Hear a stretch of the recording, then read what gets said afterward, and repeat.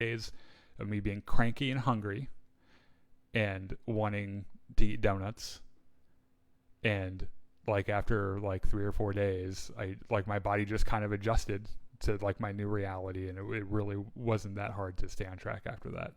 Like I would bet that if you can make it past like 3 days and keep to a strict like calorie goal, like it becomes a lot easier after that.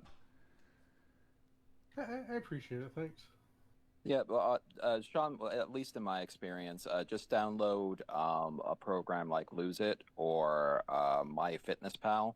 It will actually calculate what you need for maintenance, and you'll be able to input if you want to lose 1 pound a week or like 2 pounds a week, and it will basically calculate for you what you need to take in for those days.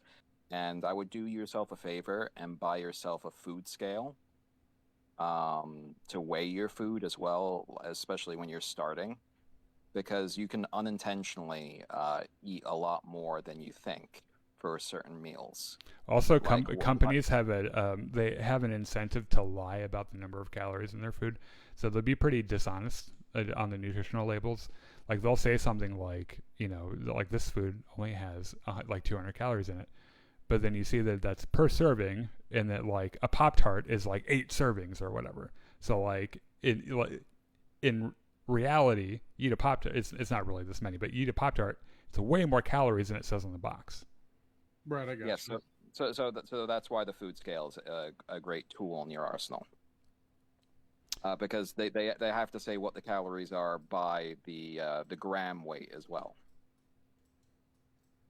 I got you. But anyway, if you want to do your intro. Yeah, I was going to do that anyway.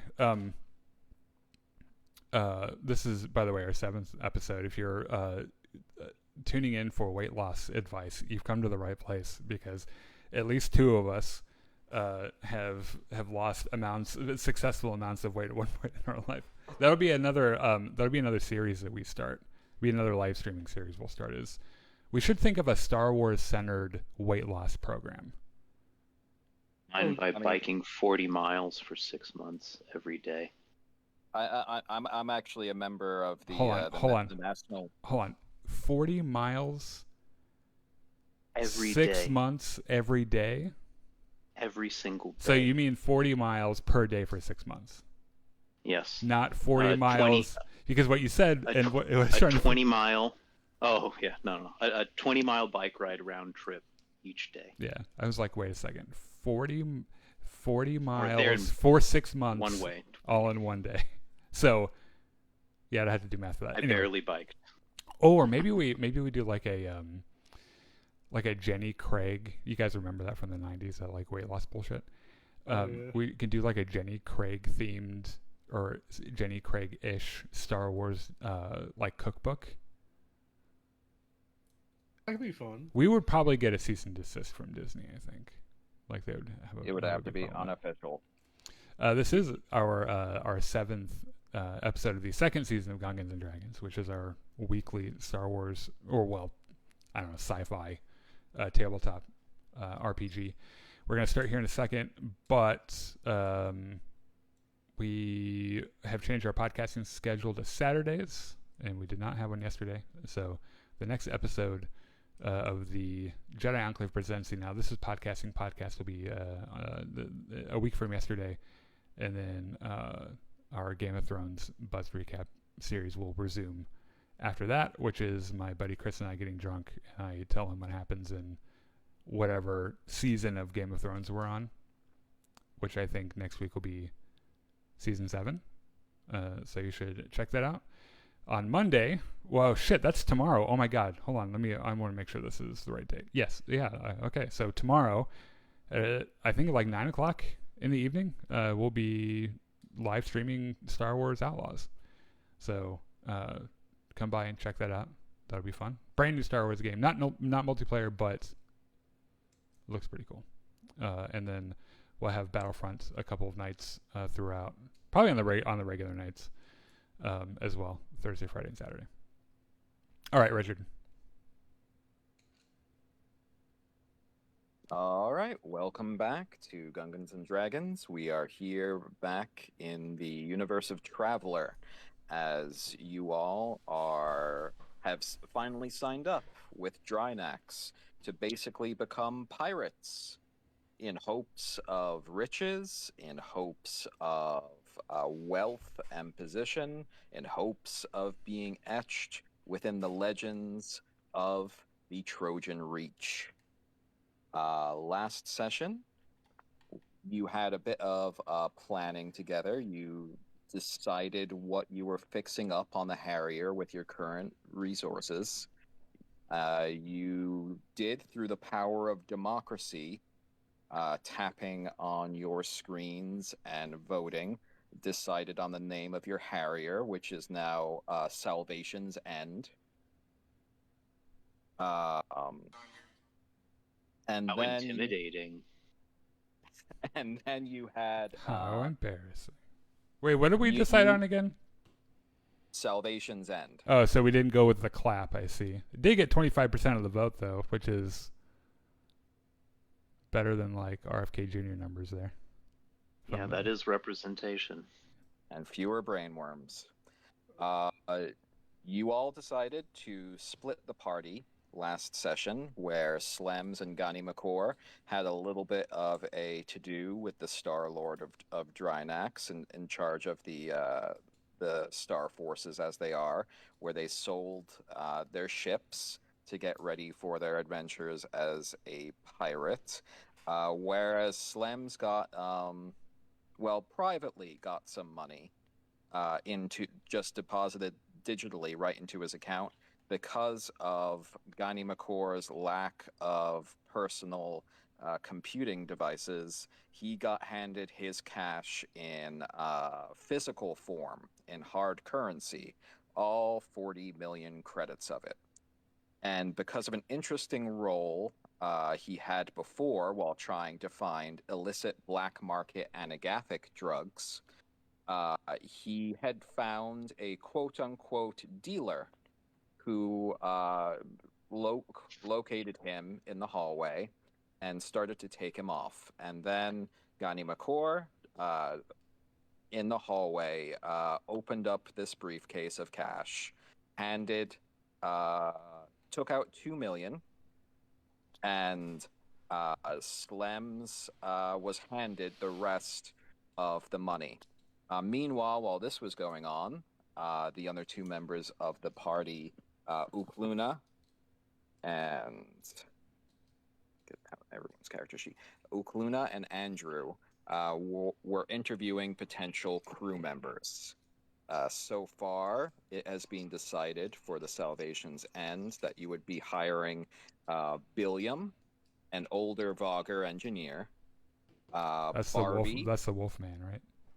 Yes. Oh, hold on. I'm gonna bring up pictures of these guys.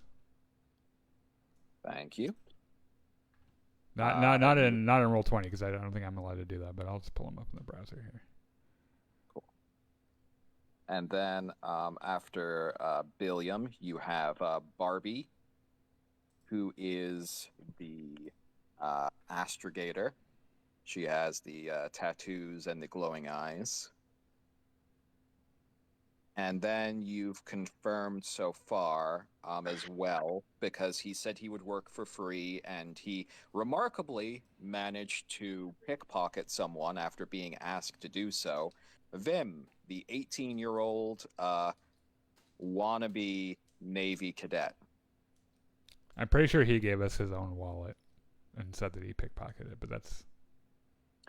I might have had that happen if he had not done like a perfect roll. So he actually did manage to do what you asked it. He has an insanely pretty face.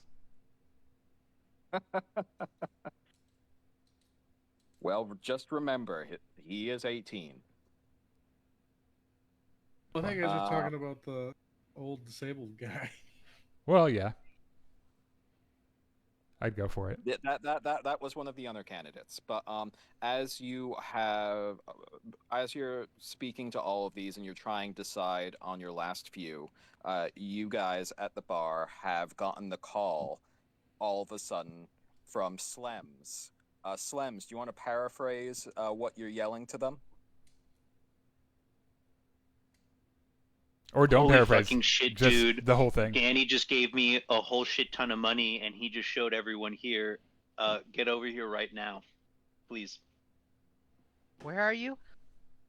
Over. What? Hold on, I'm gonna look at my map for over.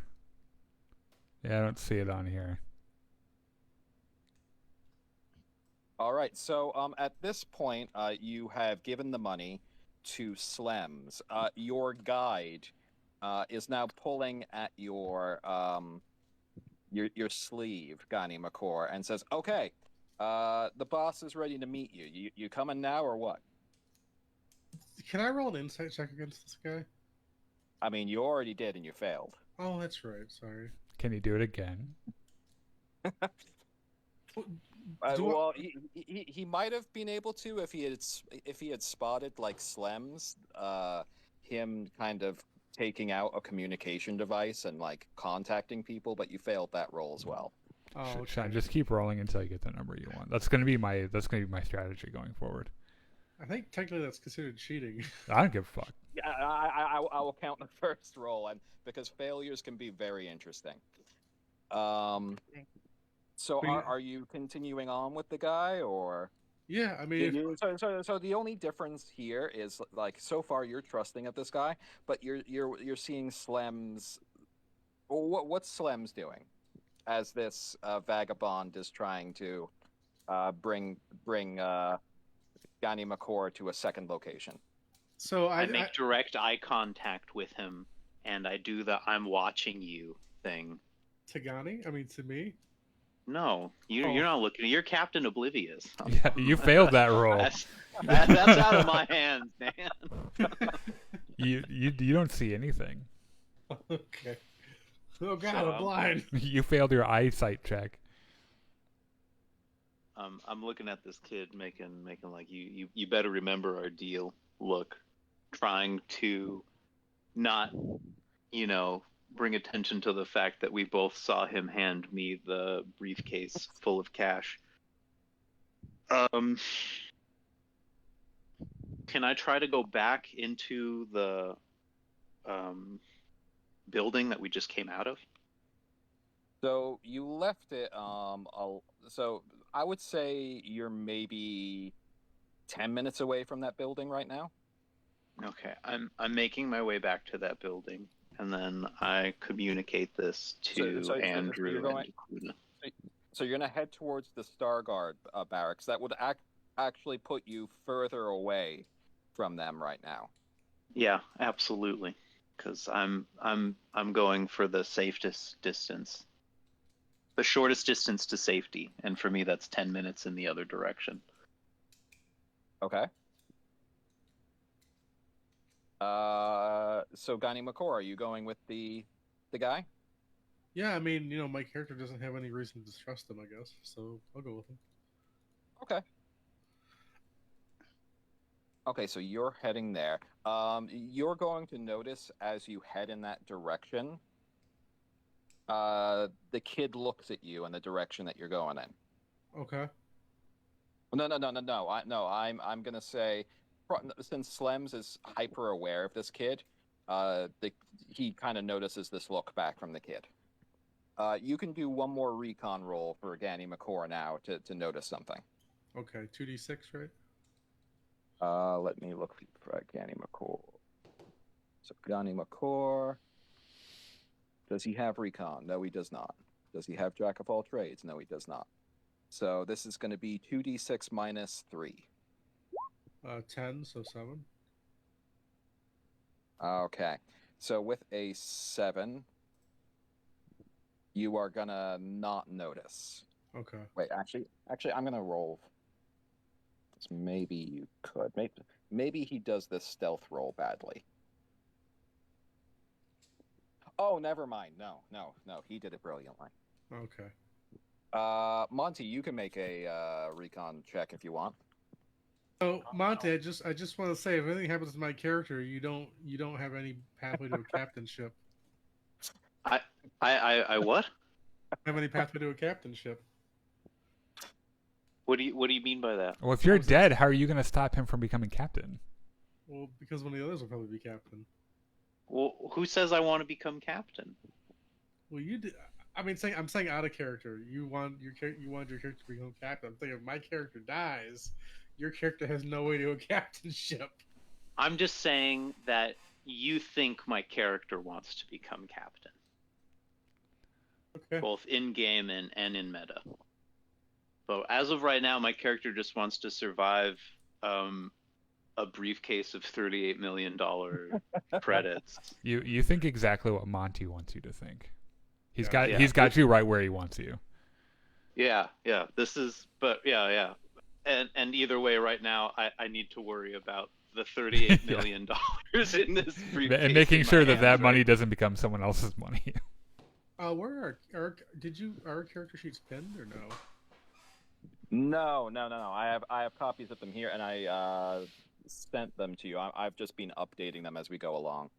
After this session, if I could go like sometime this week, just over the Roll20 stuff, because there's some things that I'm having difficulty kind of transferring over. Okay, gotcha. But yeah, I'm keeping track and moving things around right now on your sheets. Okay. So for your recon check now, for Slems, that would be 2d6 minus. Two. You do have Jack of all trades, so -2. Second.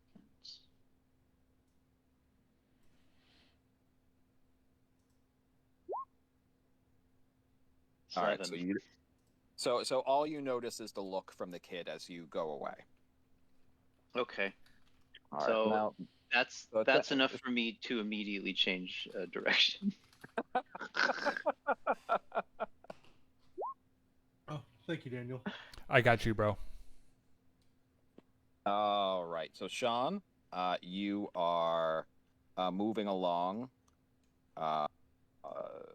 So you're moving in the direction where you're passing by the gallery, where you see expansive fountains. You see plants from hundreds of different worlds that have been cultivated and put together. But you also see a tight collection of people that are living in this area. There are hammocks in places. There are little hovels and whatnot that have been placed here. You see lots of community gardens that have also been made here. So at one point, this probably was like a glorious, like a rich person's garden, just needed for the aesthetics. But now it's actually being utilized by this community because they need it. Gotcha. And as you pass by, he actually brings you off to the side, and he peels off a panel, kind of exposing a maintenance hatch, and he jerks his head towards it and says, "Okay,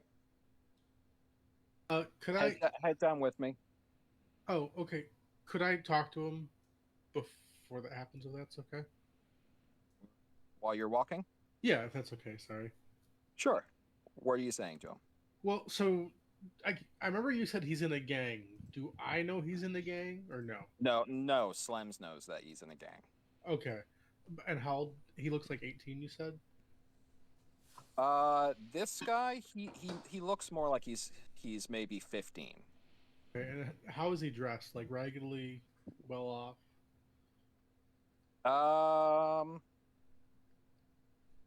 Okay, hold on. sorry for making you do work. No, that's fine. So Oh god, what have I done? so he's kind of dressed like one of these guys. If you look in Discord. Sorry, I got a phone call. I'll be right back. I'm sorry. Okay, so we're gonna move on to well, first of all, I want to know, after that call where you didn't really get where Monty is going, are you guys continuing your decisions of like interviewing people, or what Well, are you I'm doing? trying to find out where he wants us to go. Yeah, when we Sounds asked him, like he said over instead of a location. we didn't catch that. Where do you want us to go? Can we call him back? You can try to make a you can try to make a comms roll for yourself to attempt to kind of like ping where he is, just based on where he called from. Let's see. Do either of you have electronics comms? Andrew Daniel has does. electronics I think zero. I think I might have. Sorry, Yeah, that's. I'm also trying to figure out my I'm pretty sure I can draw on our map, our Roll20 map with my Wacom tablet. I'm just trying to figure out how to. Oh, nice. Yeah. So I would say that this would probably be based on. What argument would you be making to make? You know what? You could base this upon your education. So this for you would be a 2d6 plus 3, and this would be a hard check. So it would be you need to roll at least a 10, and this would give you his active location within the floating palace. Sorry about that, Richard. No worries. We're just sorting out Ukluna and Andrew. Sounds good. So Trying to figure out where I am because I panicked and hung up. Ukluna is trying to basically hack the cell phone network here on the floating palace to ping Slem's personal computer and locate him that way. Sounds good.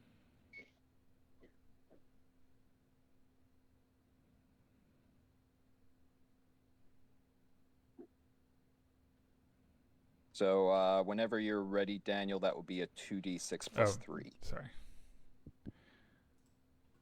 I got pretty engrossed in something there. You said 2d6 plus 3? Yes, you're pretty good at this. Oh yeah. Oh, nice. 11. At 11. So, Yes. So you made the threshold. So you basically get this map up on your screen, and you can see him kind of like steadily heading first towards 12, but then which way are you kind of like trying to zag?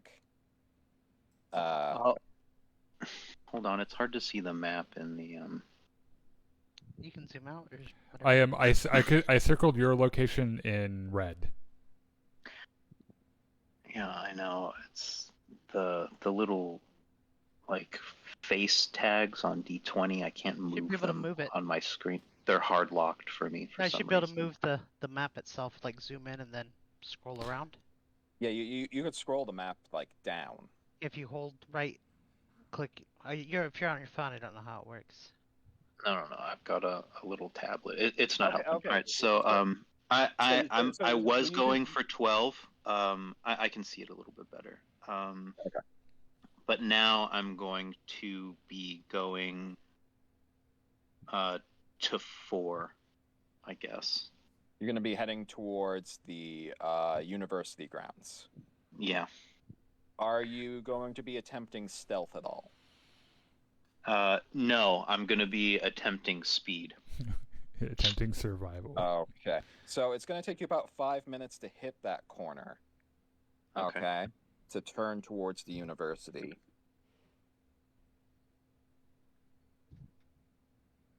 And you see those people that I posted before to give Sean a reference picture? Yes. As you kind of turn the corner, you see them. This is why you don't split the party. Well, balls. And yes, one of them does have a walking stick that looks like they've stolen somebody's cybernetic leg. And That's kind of mean. And the one that has the walking stick that's a cybernetic leg smiles and waves at you with his free hand and says, "Ah, Slems! How's it going, buddy? I go walking stick leg guy. Good old pal. Oh, you don't fucking know me, but I know you. You held some pretty good parties back in the day before your position kind of crumbled. Yep. But I hear you recently came into a windfall. Uh, I, you might have heard wrong. There's only horseshit in this briefcase. I didn't even mention a briefcase, Slams, but I'm glad that you mentioned it because me and the boys we've been talking. We could use some fertilizer, right, boys? And they're all looking like, yeah, boss, yeah. So, yeah, since it's just full of horse shit, you wouldn't mind if we took it. Oh, about that. I recently just got into gardening. You know, I really, really need this horse shit for my apples. Oh yeah, but I'm sorry, but I'm a part of a group. You might have heard of us. We're the M Boys, and the M Boys. Well, we have plenty of mouths to feed, and we're gonna need to take that. Can I attempt to use my carouse and extend this witty banter back and forth and try to nudge it towards a more fun exchange about those parties? How are you trying to carouse them? Like, what are you using? That potentially the horse shit that's inside of this briefcase is for my next party that'll be so big and explosive. You would be foolish to not try to, I don't know, something like that.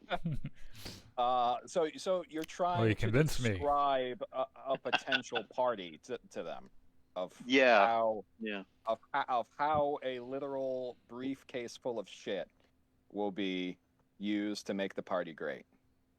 Exactly. For the apples. Okay, so we're gonna make this a very hard check for you because they might have gotten some inside knowledge on what's in that briefcase. But so you're gonna need to get a 12. But on the positive side of things, for your carouse check, you have a +4.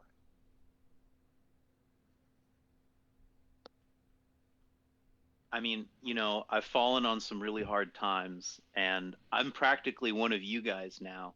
I really need this party to go good so I can get back my social graces. And, maybe even somewhere along the lines, I need to hire security. Wouldn't you rather a steady paycheck and maybe be able to run your schemes in the higher echelon and get out of the streets?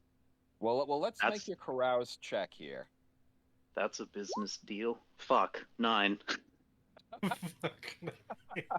All right. So before we shift to another group, they kind of like look at each other, and the boss kind of shakes his head and says, "Boys, take the briefcase." I give them the briefcase immediately. Okay. So heading back to Andrew and Ukluna. So you see him kind of at that intersection, not moving for a while. Are you continuing the interviews, or are you just kind of watching from afar? Or are you starting? Well, he said he was in trouble. We're gonna go. We probably drop what we're doing and try to get over there. Yeah.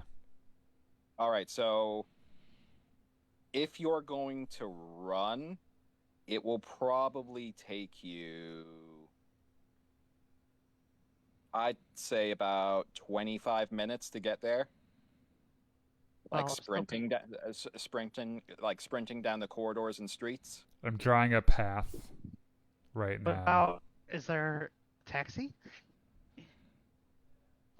There is no taxi service within the city itself, the floating city. Okay, well, then if we don't have any other way to get there, then we're just gonna have to. It looks like it's Use cardio extra day. leather. Okay, and now back to Sean. You wanted to say something before going down into the hole with the boy? Sure. So I mean, That's some Chris Hansen phrasing there. right.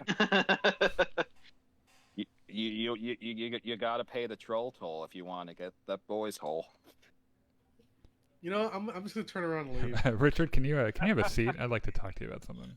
This is weird. That wasn't It's Always Sunny reference. I know you say that, but I've got the chat logs right here, and what you said.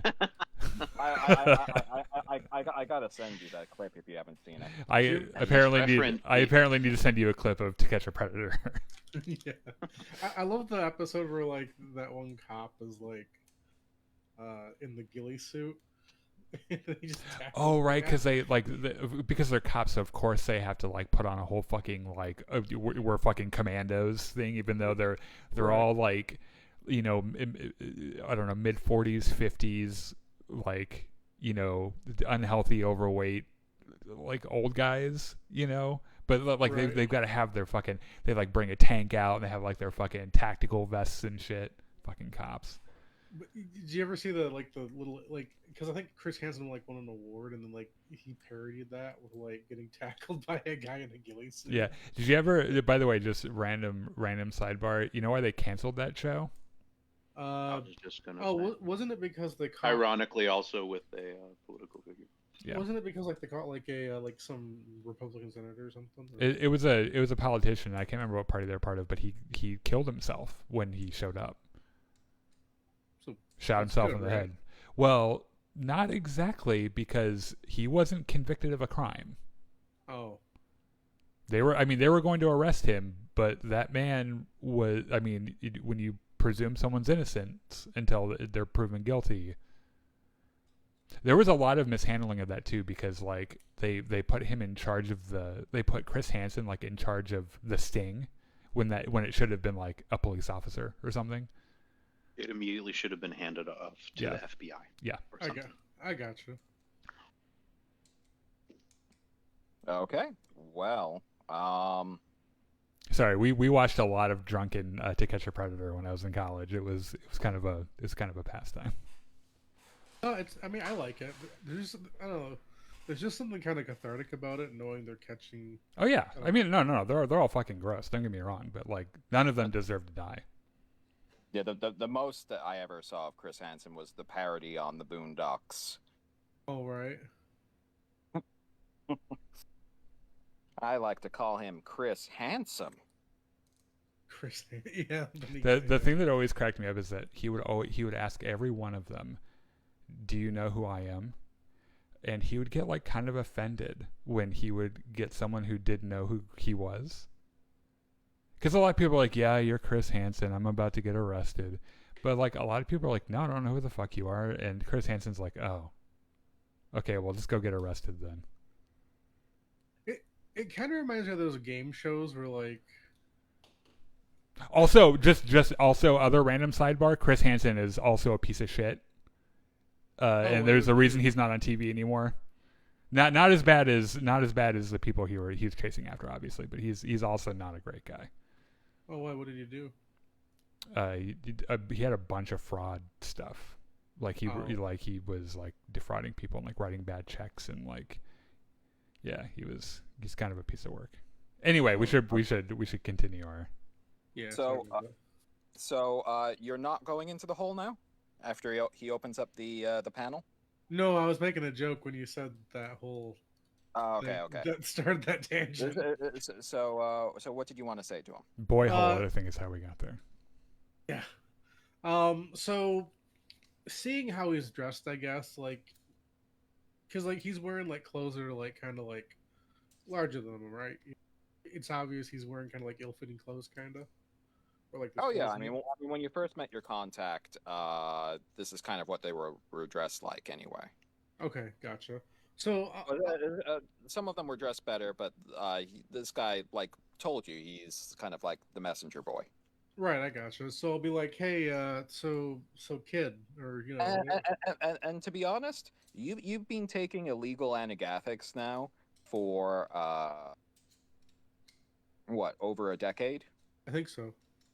So you've probably met some pretty sketchy characters involved in the trade.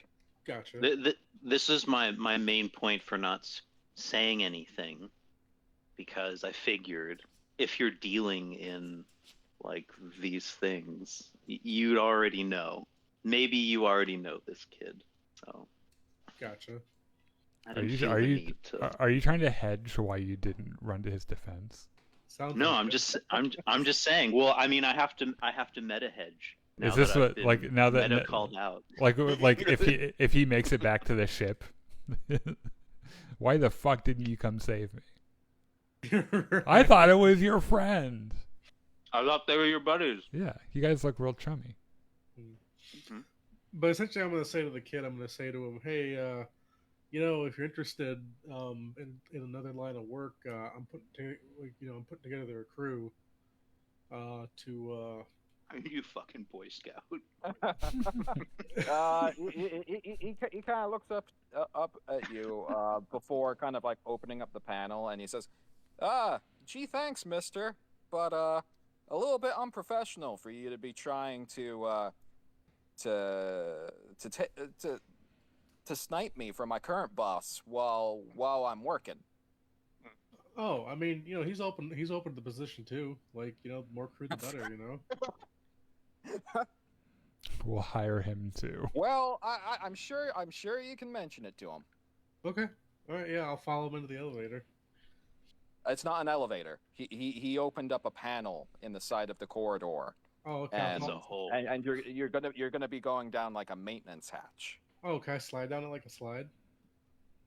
Diddle-a-diddle-a-diddle-a-diddle-a-da. It's like Batman. Okay, I mean, yeah. I mean, there are kind of like ladder rungs here, but you could attempt to slide down it. I'm gonna do it. Okay, well, let me look at your sheet for a second. Okay, so this would be an athletics check for you. This would be based on your dexterity. Just So walk this is down, gonna- man. This is going to be 2d6. Do I have anything in athletics? Monty, I drew Nope. your